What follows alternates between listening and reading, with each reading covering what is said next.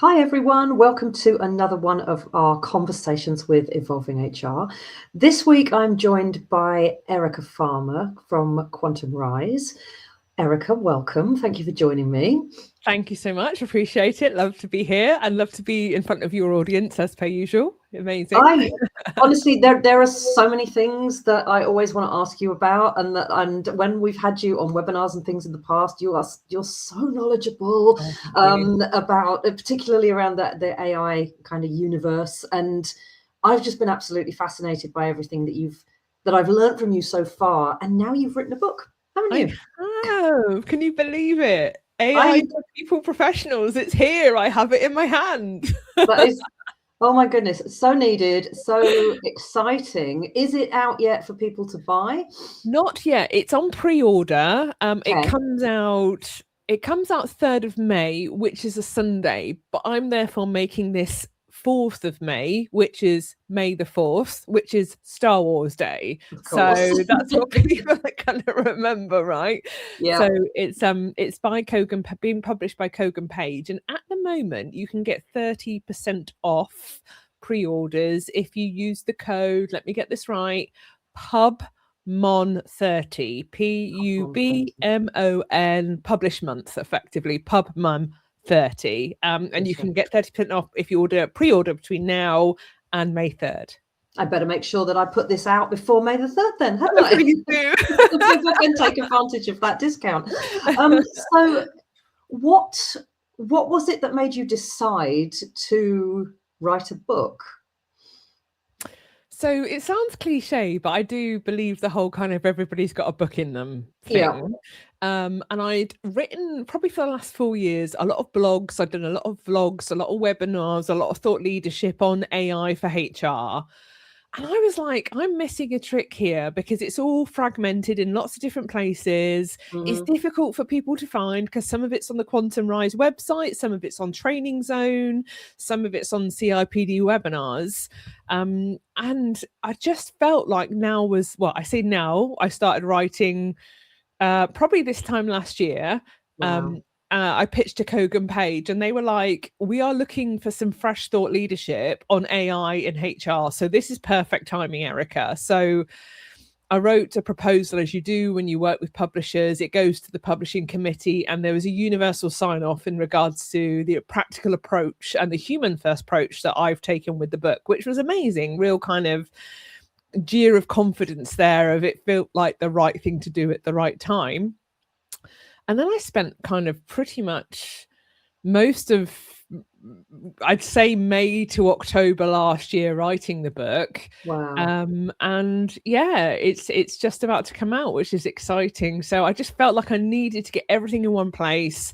People were saying we need a practical blueprint of what this actually means. And the feedback on early reviews of the book is that's what I'm getting. So that's exciting. Fantastic. So that's what I was going to ask you. So what are the key takeaways that you want people to get from reading it?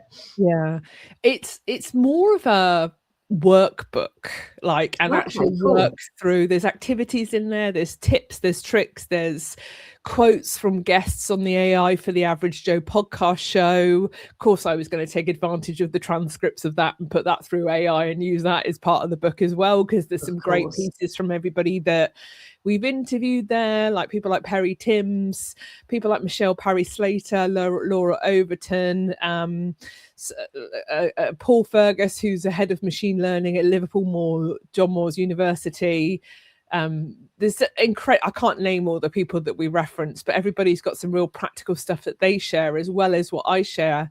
And the journey of the book is very much, the preface is, we are change architects, whether we're individual HR practitioners, whether we're HR business partners, heads of L&D, talent directors, talent acquisition, employee engagement. Effectively, we're there to drive change for the betterment of people in organizations. So that's kind of the big picture piece, the principles piece. Then it goes into, well, how do we feel about AI? Yeah. Because that's the starting point, is the mindset. And there's a bit of a self-assessment. There's some stuff to think about. What does that mean? How do I feel? It's okay if I feel a certain way. What does it mean if other people are using AI and I'm not? What happens if it means if I'm far ahead of everybody, using AI? So that kind of self-awareness piece is where we start. Then we kind of go through the journey of, okay, so let's understand what good practice looks like. Let's understand what conversations with stakeholders look like. Let's understand what a HR operating model now looks like in regards to AI. And that's kind of the first half of the book. And then the second half of the book breaks down the employee life cycle. So I cover, AI and L&D, AI and skills, AI and early careers, well-being, talent acquisition, recruitment, engagement, rewards, all of those things really. So no matter what your specialism is, even if you're a generalist, you'll probably do more of something. There's kind of that in regards to the types of things practically and conceptually you need to be thinking about in regards to AI, even AI in augmented coaching. A lot of HR people are in that space as well. So I like to think there's definitely something for everybody in there. And what are you seeing out there in terms of AI adoption? I know we've had a couple of conversations in our webinar series around this, and I don't know. I mean, I'm finding that people are more open to it than they were a year ago. There was some resistance, like I don't want to do that. It's going to take my job. I'm not hearing as much of that now. I think people, I don't know, my perspective is that people seem to be embracing it more, and then therefore they would find your book and this guide incredibly helpful. I mean, would you agree with that? I definitely agree with that. And, the good thing is we're seeing, some of the research that came out from Anthropic. So we're kind of mid-April at the moment, mid-March. So Anthropic is basically Claude's owner, and everybody's talking about Claude at the moment as a large language model, saying that actually since 2022, other than the odd kind of clickbait around Amazon and organizations like that, we're not seeing large displacements of jobs. What we're seeing more of is reshaping of opportunities and vocations and jobs. And that's the conversation that HR is more involved in now, which is amazing, because that was always my narrative in regards to look at the opportunity that we now have in the future of jobs, future of skills. So we say future is here, right? So it's not like 10 years off, 5 years off. Future's on our doorstep, right? So the word future is a bit confusing in itself. But Anthropic says that, we're actually seeing, particularly with the demographic of female white collar workers that we thought would particularly be impacted and conceptually have been theoretically impacted in what AI could do. That's not the reality of what we're actually seeing in terms of displacement, which I think is actually a really exciting opportunity. That it means that organizations are starting to use AI to keep the workforce, to develop the workforce, to enable them and engage them in regards to what do those roles have to look like in 12 months, 24 months, 36 months. And all of the jobs that we know don't even exist yet, that kind of 66% of kids at school who are 8 to 11 years old, according to the Economic Forum, will go into that we can't even fathom. They're not even on paper. These jobs do not even exist yet.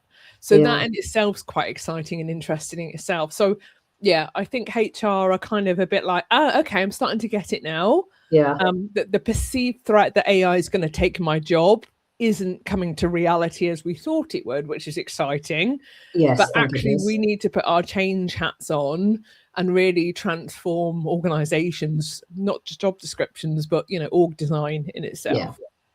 I love the idea of the kind of, there aren't really any limits to what people will be able to do with it. I mean, I'm loving what I'm seeing recently. I had one of these conversations recently with Carol Fraser, and she's a fractional HRD, and she said she now implements Notebook LM in every client organization, and they create a tool by putting in all of the company policies, handbook, this, that, and the other. They create a tool that enables employees to just simply go and ask AI instead of ringing HR with a question. And it has cut out all of those, have you got 5 minutes? Can you just sort this out questions? And, that sounds like an absolute godsend to me, because it means, well, now I can get on with work that needs a human being to do it and requires nuance and thought and all of that. And you know, all of the other stuff is taken away. I think that can only be a positive thing. Right? You know, it's the thing that we've all been asking for so long in that respect. I haven't got time to be strategic. I'm so bogged down with operational stuff. It's like, okay, we can take that away now. And that's where the challenge is, because sometimes that's the red herring. Sometimes fear is the thing that actually I'm comfortable in my zone, perhaps doing more operational stuff. Yes. Or I know I'm good at it. I know I get it right. So what does that mean in terms of, you know, my learning agility now? How do I put that stuff down because it doesn't serve me anymore in the role that I do? And how do I pick up and apply new skills and knowledge in record time? How do I do more of the job that I say that I love and less of the job that actually is maybe more automatable? That's the right word, isn't it? Yep, I think so. But yeah, I mean, I think time for some honest conversations around that as well, right? So it's interesting as you say that, so because I can think back to a time where when the Ulrich model was all the rage and everybody was shifting to the business partner model. Yeah, I remember a lot of colleagues and people in my network being fearful of being moved into an HR business partner role and, quote, what will I do all day? Gosh, can you imagine? The same fear. Like you said, I'm comfortable with doing people operations. I'm comfortable with people coming to me and me answering questions or looking something up. And now somebody else is going to do all of that in a service center, and I'm going to have to go talk to people and think about things. And people were scared of it then. And this is the same dilemma. It's just not a different, you know, it's just technology based rather than people based and it's, I think there is a kind of, I guess there's an innate fear of change in a lot of people, isn't there? And it's like, if it's new and different and I haven't done it before, that must be terrifying. Absolutely. And is it change or is it the unknown? I think it's probably a bit of both, isn't it? Yeah. And it's funny because we talk about that with, you know, all the work that I do around confidence. The fear part doesn't go away unless you try it. Yeah. So if you keep it unknown, the fear is going to remain. So, and it's the same with AI. It's like I was talking to someone in my family the other day who has basically, she's an audio typist for lawyers, and they're starting to use AI. She gets little tapes and type, and I said to her the other day, you're going to need to upskill. And she said, but I'm terrified of AI and I don't want to use it. And I said, it's going to take my job away. And I said, well, so it should, but you know what you actually bring to that process is the understanding of the case that the lawyer is talking about.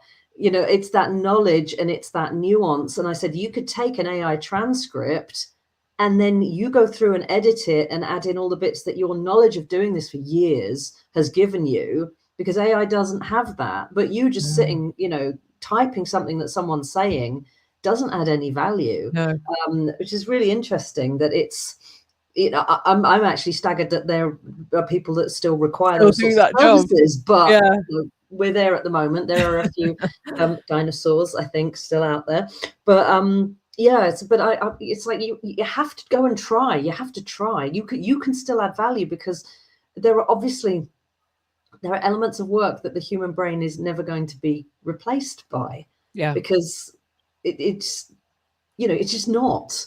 And I think we still have a long way to go with the development of some of these LLMs and stuff as well. I mean, it's a personal bugbear of mine how they write.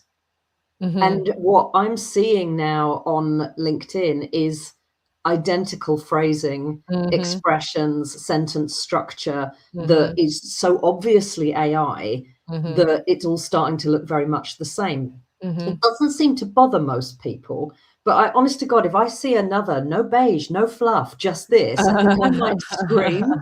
And you know, if I use mine to help me word something, I'm really, really strict about, like, do not do that. That is not how I write. It is not how people write. You know, we don't write in staccato.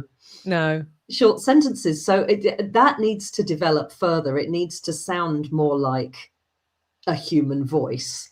Absolutely. And people need to work with AI in the right way to make that happen. Yeah. So I see a lot of kind of black and white thinking with AI. It does this, it doesn't do this, it'll do this, it's rubbish, da, da, da. And I think it's like any kind of technology. You're the human intelligence, you're still in charge. So I think you're absolutely right. And it's lazy. So, you know, within certain large language models, you can set it to not do those things. Yes. You can set it to write in a more authentic, genuine way to you as the author or the person writing the article, or posting on LinkedIn or whatever it might be. Again, this is where the critical thinking needs to come in. Don't just sit on the automation train and go, oh, it's great, AI can do everything. Yes, it can, but it doesn't feel authentic, and people will get turned off by work slop. That's what we're calling it, when I just churn out stuff from AI and I actually don't do the human in the loop quality checking stuff. Yeah. And people in HR who are perhaps using it for emails, for reports, that kind of transactional stuff, you've got to be careful about that, but you've also got to be careful that that's not the stuff that's going to add value or help you transform your client or your organization either. The best use cases is using it as a thought partner, get it to challenge you, be a devil's advocate, point out the blind spots on your strategy, review stuff for biased language. No matter how kind of unbiased you think you are, we all inherently are biased one way or another. That's just culture and who we are. Yeah. So using it for the right stuff in the right way to help you develop your thinking strategically and critically, that's what's starting to transform organizations according to some of the research. So I think we need to elevate the conversation on all of this stuff, and HR are in such a good space to do that. I agree. I think there are huge aspects of HR work that can, I mean, it's such an incredibly broad role anyway. We quite often talk about this, like the number of different hats that we have to wear, but it's kind of ripe for having an AI thought partner and for, you know, getting that assistance and making things easier. And, absolutely, you know, there's also so much process that can be automated that we are letting ourselves down if we don't embrace that. Absolutely. Yeah. And I think if the conversations, a lot of conversations on agent and agentic AI and things like that and automation at the moment, which is great. But I think again, that's a bit of a red herring when it comes to HR people, because we are good at people stuff, consulting, engaging, influencing, negotiating, you know, fronting up to senior leadership, having the conscience of the organization. Don't get drawn into the agentic super agent conversation. Your friends in IT can advise you on that stuff. You don't need to become a technical expert there. No. Where I go on the book is, you know, go back to that change agent, go back to what you're great at, go back to what you love doing as a HR professional, no matter where your expertise lies, and double down on that. Yes, you need to understand terms. Yes, you need to be role modeling and sharing your vulnerability and storytelling in regards to great use cases that you've used in AI. But don't feel like you have to become a coding expert or an agentic AI expert. And, you know, there's like one chapter on agentic AI in the future of HR in the book, because I don't want people to read a book and go, oh my God, I need to go on a 12-week course to know how to build, you know, agentic AI. That's not your job role. So if you're thinking that, get that out of your head, because that's not where you're going to add value. Yeah, absolutely. Best thing I used it for recently, I decided I had one of my ADHD hyperfocus days and decided it was long overdue that I had a website for Evolving HR. And I'd never used Squarespace before in my life. That morning. It was 2:00 in the morning. I couldn't sleep. So I started it at 2 a.m. And every time I hit a roadblock or couldn't work out how to do something, I used ChatGPT and just said, how do I get around this? And by 8:00 that night, so it was like 16 hours, I'd done 7 separate web pages. I now have a website. I was just going to do a landing page, but I've ended up with a proper website now. And that for me it was so much quicker than Googling it or going on a course or something like that. It just like, in the moment, that this is what you need to do, press this, click that, do this. And it was it was spot on with absolutely everything. And I have a website. And, you know, I could have paid someone thousands of pounds to build that and it would have taken them a month. They did it in 16 hours. So And little things like I just recently bought a new domain name, changed my email over, had to get that all sorted in Outlook so that my existing emails and the whole thing I had ChatGPT walk me through it step by step. Yeah. So that's the sort of thing that I love using it for, was where it's things that I don't know how to do rather than just the content, the writing, that sort of thing. That coach, tutor, trainer, buddy, mentor, expert is another really good use case from a thought partnership perspective. Again, you don't need to go on a course to learn all that stuff. You don't need to speak to a marketer or a website designer. And again, going back to the Anthropic data, looking at the most vulnerable job roles, theoretically, on that data, website design, marketing, all of these roles are right at the top. All of them are most vulnerable from that perspective. So it's an interesting shifting landscape with all this at the moment. Because like you said, traditionally, you may have gone and paid somebody to do that. I mean, that's the beauty of ADHD hyperfocus as well, right? That's one of my superpowers. But and not everybody will want to do that, and that's okay. Yeah. And it's what I call the AI dividend, effectively. I've just trademarked this term. How have you? Damn right. Absolutely. Yeah. Because I believe that we all have our own personal incremental mutual benefit of partnering with AI. You've just given an example of yours. You've done something that you wanted that supported your business. You've saved yourself time, money. You've learned something. Yeah. My AI dividend is running 2 very busy small businesses. I have fibromyalgia. So, you know, I need time, downtime, rest time. I borrow too much energy from the next day all of the time. I talked to Michelle Hartley about this. She shares the same concerns. Because I think ADHD and fibromyalgia are not honestly, they're just polar opposites. You can see almost physically see the energy burning. You know, it's hideous. But especially with travel and things like that. But the great thing is I can, you know, if I just, my battery's dying with fibro, you can literally, it's as if your phone's turned off, the battery's gone. All you can do is go and lie down.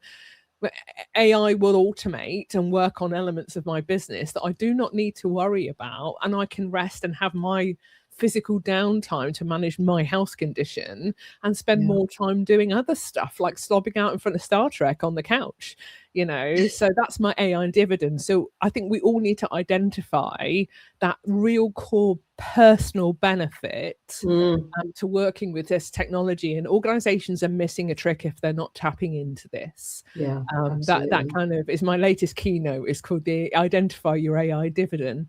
And I think it's the what's in it for me. That's what it goes back to. That's when we all engage and activate, when we're really truly inspired and we see the what's in it for me. And AI has got a massive opportunity here, but it's a big miss for lots of organizations.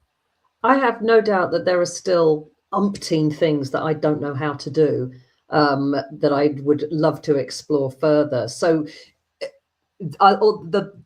would that be useful? Would your book be useful for that kind of thing? I mean, does it give you kind of some of that, like, here are some of the things that you can do that you might not know about? It gives you the framework for doing whatever you want to do. Right. So I'm not religious, but I love this analogy. It's like, rather than giving you a fish so you can eat for a day, my philosophy with AI is, let me give you the net so you can go and fish and feed yourself. Right. So let me give you the framework, the thinking, the understanding, the skill set, the mindset, and then you can go off and do whatever you want to do when it comes to AI, rather than saying, this is how you code, this is how you build a website, this is, you know. So there's a prompt framework in there, there's some critical questions, there's getting the AI to hold you to account in regards to the quality of the information that you share, that kind of delegating to your digital colleague as if they're a junior team member, getting into that mindset, making sure you're checking in with them, that they can ask you questions if you haven't given them the right information or enough information for the task to be completed as best as it can be. You know, that kind of, this is closer to working with intelligence than it is traditional technology. And again, that's the mindset shift that we need here. So got it. Erica, thank you. I mean, I'm looking forward to seeing it. So just to remind people, it's out on the 3rd of May. Or the 4th of May, did you say? Well, it's technically that's the 3rd of May is a Sunday. The 4th of May is a bank holiday, but because I'm a sci-fi geek, I'm just saying it's coming out on Star Wars Day. So I love it. What else would you like people to know, or how can they find you, get in touch with you, that kind of thing? Yeah, so connect with me on LinkedIn, Erica Farmer. I spend most of my time keynoting at conferences, inspiring organizations around AI and future skills. You know, from that human first perspective, the AI Dividend is a really good example of that. I have lots of training, I deliver training, I facilitate online webinars, etc. So if you have a need to kind of engage, or have a client that really needs to kind of take a step up when it comes to inspiring, engaging people, or practical skills when it comes to AI, then definitely get in touch. I've got LinkedIn Learning courses as well. So if you can access the LinkedIn Learning course catalog, put my name into that, and there's some courses around future skills there as well. And if I can just help in any way, just get in touch, follow me on LinkedIn, drop me a DM. I'd love to hear from you, really. Oh, and buy the book. Absolutely. That's the perfect way to end. Erica, thank you so much. I really enjoyed the conversation, and best of luck with the book when it comes out. Thank you so much. Thank you. I appreciate it. Thanks for your time, Kirsty.